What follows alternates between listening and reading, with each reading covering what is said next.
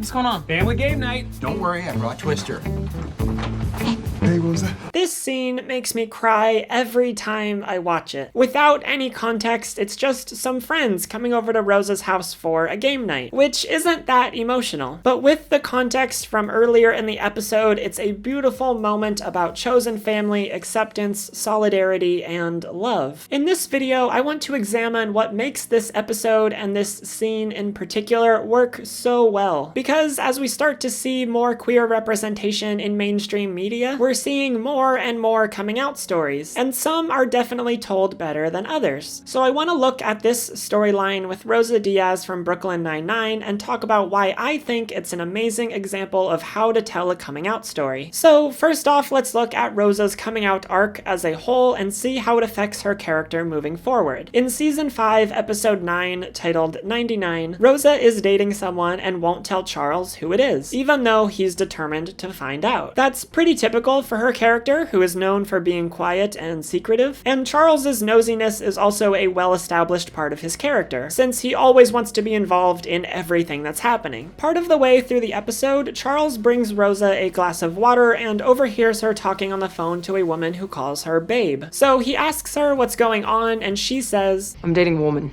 I'm bi." Charles starts to say something about how he supports her, but she cuts him off and leaves the room. It's a very Rosa-esque coming out, and that's important for making it work well and seem natural, because you could just toss a generic coming out story onto any character, but the ones that work the best are the ones that make sense for that character, because no two coming out stories are the same. People come out in different ways, and a lot of factors can play a role in that, like how comfortable they are communicating their feelings and what kind of relationship they have with their family. So a coming out story has to be tailor-made to fit the character and can't just be shoehorned in haphazardly. Also, for this story, it makes sense that Charles would be the one to pry this information out of Rosa because that fits what we know about his character. Telling a good coming out story means just telling a genuinely good story with the characters you have, while also incorporating an authentic, relatable experience. If the focus of your story is the drama and sensationalism of the coming out and not the characters themselves, it will fall flat. Characters make the story, and their desires and motivations should drive it, even in the case of a coming out story. Like, it wouldn't make sense for Rosa's character to open up to everyone emotionally without somehow being prompted to, because she almost never offers up information about her life until it's relevant. So I love that the writers chose to have Charles kind of get that information out of her. I mean, he doesn't out her, which would be very bad. He just kind of stumbles upon the information and puts Rosa in a situation where it makes more sense for her to tell him than to keep hiding it from him. Having one character intentionally out another is extremely malicious and hurtful and wouldn't really fit Brooklyn Nine-Nine's vibe. So I think the Charles being nosy plot that they came up with to have her come out worked really well for the tone of the show. In the next episode, titled Game Night, the main plotline follows Rosa as she tries to come out to her parents with Jake's help. One thing I really like about this episode is that right off the bat, it addresses coming out as not a singular moment. It's not like you come out and then you're done. You come out to different people at different times in different ways, and Brooklyn Nine-Nine doesn't shy away from that. There's also this incredible bye joke where Charles is trying to say goodbye to Rosa and keeps getting tripped up. Bye, Rosa.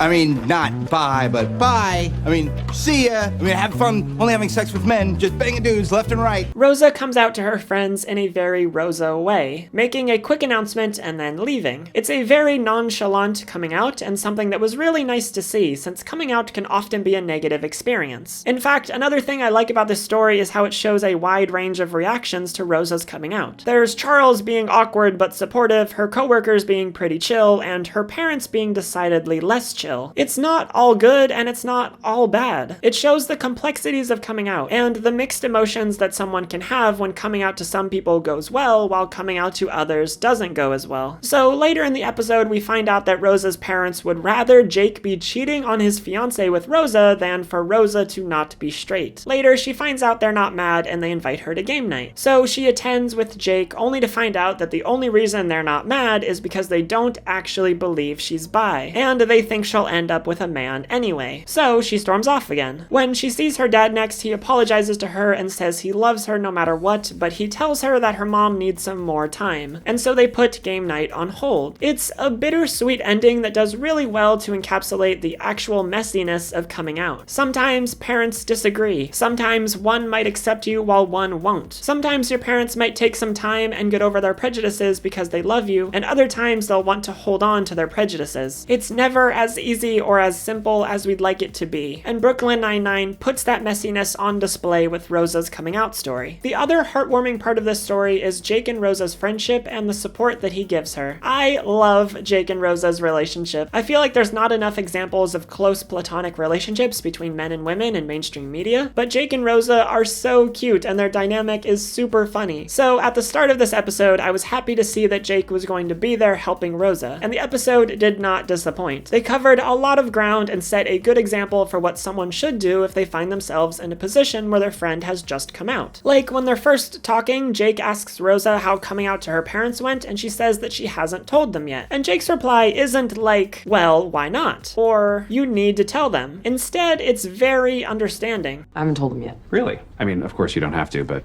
I just thought you guys were getting closer since prison. No, I mean, we are. It's just, I don't know how I would say something like that. Eventually, Jake gets roped into dinner with Rosa and her parents when she's planning to come out. But when Rosa gets too nervous, Jake doesn't pressure her to come out or anything. In fact, he agrees to lie to her parents about the two of them being in a relationship together so that they can get through the night. It's important when you're coming out to have a friend who's understanding and will stick with you no matter what. And that's exactly what Jake is to Rosa. Later, after Jake has been to family game night with Rosa and her parents have said some pretty hurtful stuff to her, Jake and Rosa meet on the roof to talk about it. Rosa says she's glad she told them, even if they didn't take it well, and Jake says this. Yeah. Still sucks, though. Still sucks.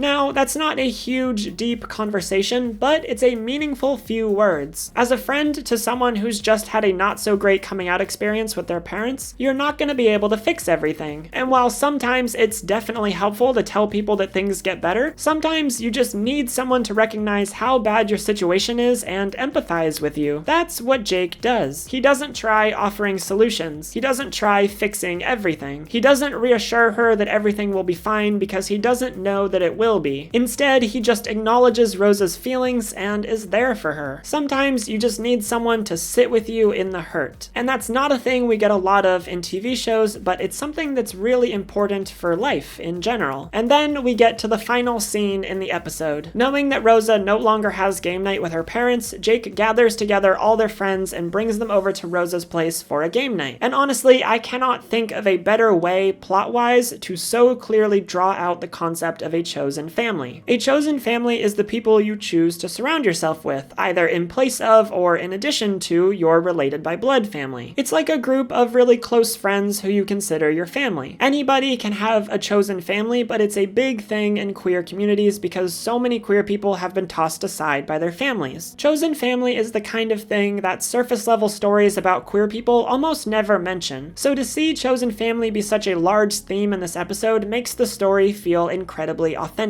In this episode, Rosa's family is kind of represented by game night. Game night is a recurring thing where the people that care about her take time out of their schedules to spend time with her because they love her. At the beginning of the episode, that's her mom and dad. But when they no longer want to have game night, Rosa feels relatively cut off from her family, even if her dad otherwise said some nice things to her. She relies on game night for that emotional connection, even if she's too tough to admit it. So with no game night, Rosa feels familyless. That's why when Jake and all of her friends rock up for game night, it's such an emotional moment. It's not about the game. It's about the fact that Rosa still has a family, even without her parents. Her chosen family will always be there for her, will always offer her that support and emotional connection. She does have a family, just not the same one she thought she had at the beginning of the episode. And so I was already sobbing when everyone showed up at the door, but then Holt comes over and talks to Rosa, and my tear response went through through the roof. Queer characters are rare, and multiple queer characters in the same show are even more rare. But in this episode of Brooklyn Nine-Nine, we have an older gay man who came out decades ago having a conversation with a young bisexual woman who just came out. That warms my heart so much, simply because these two characters get to exist in the same show. But then, because Holt has been through this, he's able to say just the right things to Rosa. Yes, you should be very proud of yourself.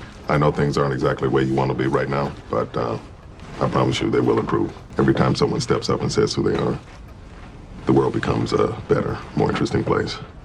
So, thank you.